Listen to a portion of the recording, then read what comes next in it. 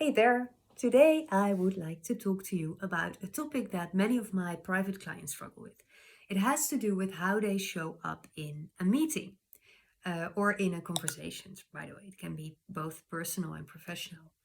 Um, what I hear a lot is that people say, well, I go into a conversation and I don't know what to contribute. I don't know what to say, and I'm constantly thinking about, I need to say something, I need to say something, but I don't know what. Or people say, yeah, I go into a meeting and there's things going on, and then afterwards I know what to say. But in the meeting, I wasn't able to think on my feet and just participate and say what I really think I should have said. Or people are so worried about how they will come across, or that maybe what they say will not be good enough or will not please the people that they're with, that they prevent themselves from saying it. So there's many reasons why this can happen, and many of the reasons, in the depth of who you are, might have to do with certain fears or certain limiting beliefs about yourself.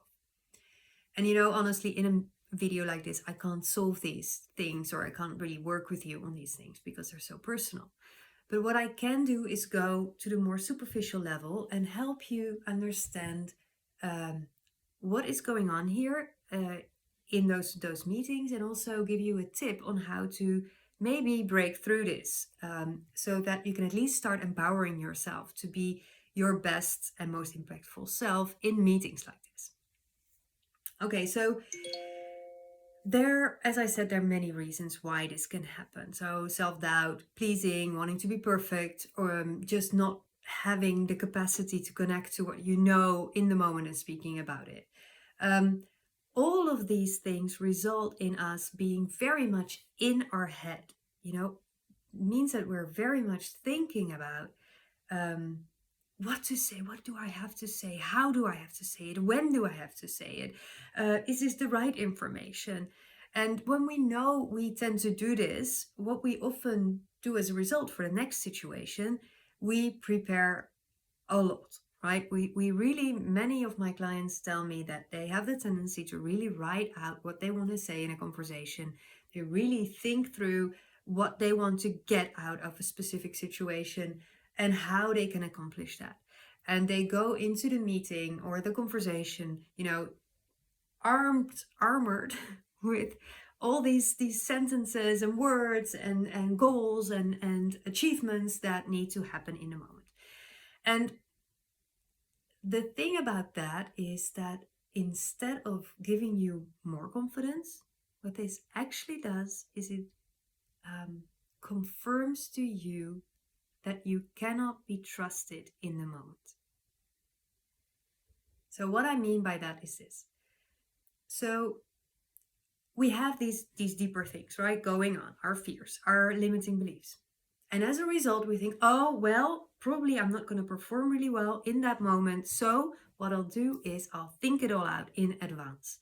And I'm going into the meeting with this booklet and this package of all the things that I need to say and all the things that I need to accomplish.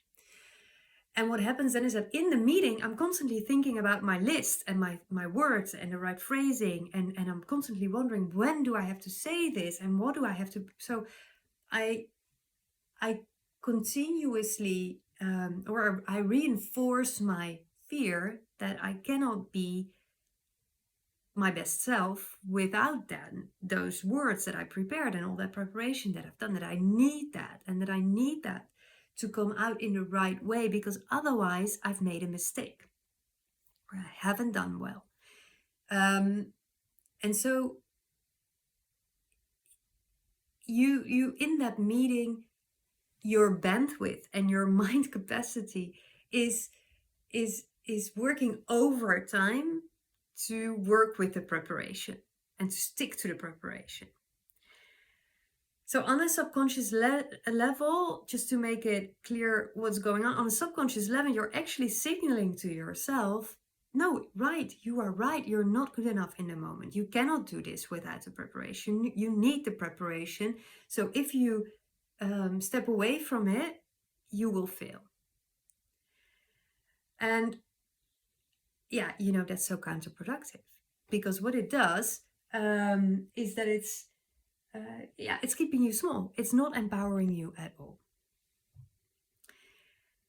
Also, it will keep you stuck in your mind, thinking about the words that you were planning to say, thinking about the right timing to say it.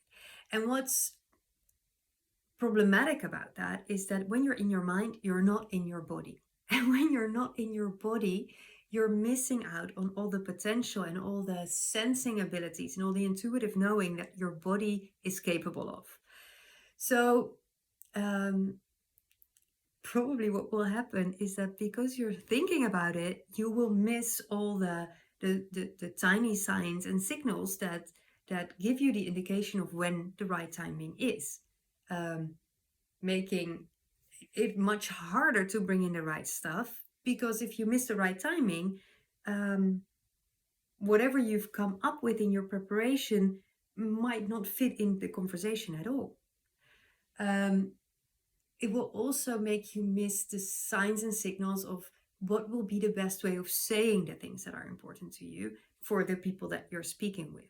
And this might sound a little, esoteric or hard, but it isn't. We all have this innate intuitive system that allows us to sense and to scan the room and to pick up on tiny, tiny signals. And we're not giving ourselves credit for that, and we're not trained in using that and trusting that. But when you would start doing that, I'm very sure, and I'm completely confident that you will know how to say the right things, and that you will know what the right timing is when it presents itself. Okay. So what I'm suggesting is that instead of preparing yourself to that, you prepare just a little bit. You just consider, why am I going into this meeting? What will be the outcome that I'm aiming for? And when I say what is the outcome that I'm aiming for, I mean sort of on a high level goal setting. So not what is exactly the 20 things that I want to get out of this, but more of a, I want my team to be able to make the right decisions in this meeting, and I want to contribute to that. Or I want my boss to understand how well I know this topic. Or I want my parents to see why I'm not finishing my education here in this university. My tip would be is to not go into, I want to score these and that points. I want this job promotion after this meeting. I want my parents to fully and completely agree with me. Because what you do, or the sort of the energy that you set when you make decisions or goals like that, is that you go into the meeting already in a sort of an either or energy. This is going to happen or I'm failing. They need to see this or else it's not going well.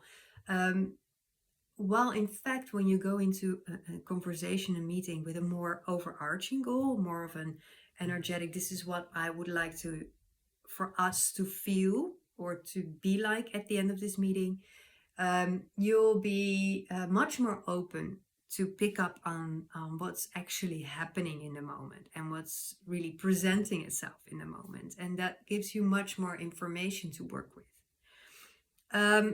So I was just laying out for you, how do you go into the meeting? So you prepare, but on a much lower level than what you used to if you're used to working out the exact sayings and the exact lines and the exact words.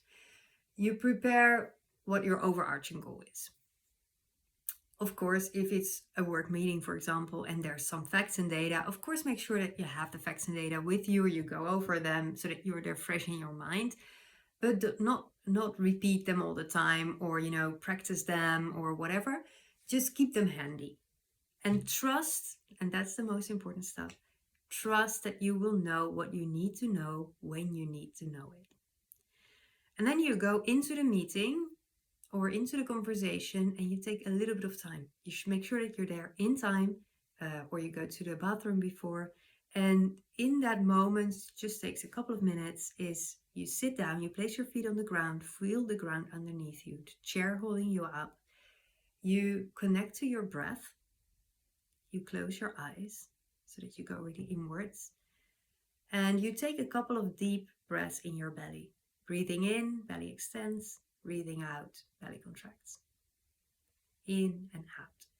And while you do that, you will notice that your energy sinks from your head lower into your body, into your system, and connects to your physical being.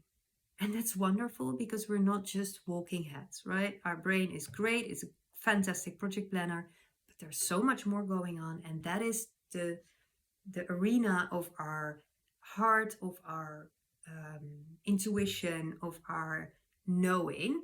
And we all, again, I can't repeat this often enough, we all have this. So by just allowing your energy to settle, and by taking those belly breaths, you connect to that power inside you. And then combined with that trust that you will know what you need to know when you need to know it, and that you know how to say it, that's where the magic will happen. So my invitation to you is to start practicing this. Begin with the easier meetings, the ones that are not, where not your career depends on or something like that. But start with small and start experimenting with this and see what happens. And just, keep track of that mentally or even in a notebook to see what happens when you do this. And in my experience, this helped immensely in getting the stress away, in preparation, getting the stress away from I don't know what to say in the moment, getting the stress away from didn't say what I needed to say and I only understood what I needed to say afterwards. That's gone. When you really get into this tiny little practice of being embodied in your meetings. So good luck with that. If you want to know more, I have a few references here below, and I see you soon again. Ciao.